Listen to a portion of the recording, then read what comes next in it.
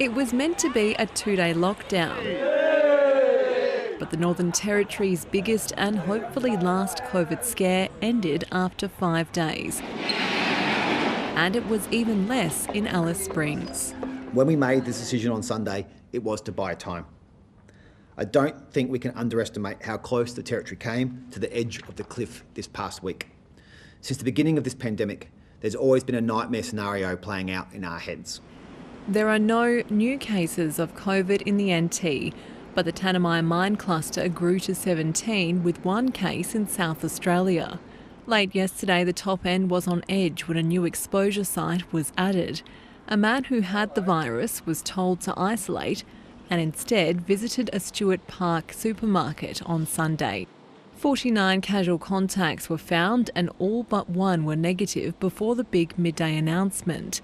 That last result is expected this evening. The day of the exposure, which is the Sunday, the testing that we've done, that the close contact was in isolation and these casual contacts are all in isolation. So on the balance of all of that, we felt that we had the virus trapped. We believe that we have low risk, particularly in Alice Springs, very low risk, and we believe we've got all of the controls in place in the top end.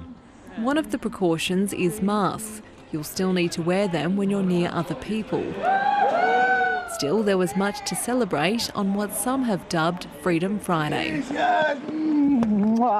We had to have the lockdown, but now that it's over, I think everybody's happy, and as long as it doesn't happen again for a while, it'll be sweet.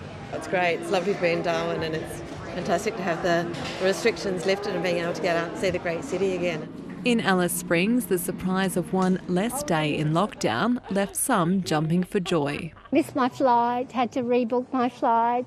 Yes, I'm very excited that we're now out of lockdown.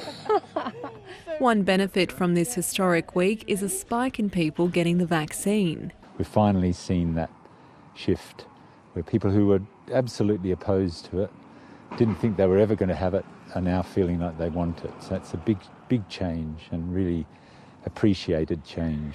A vital step towards returning to normality. Isabel Moussalli, ABC News.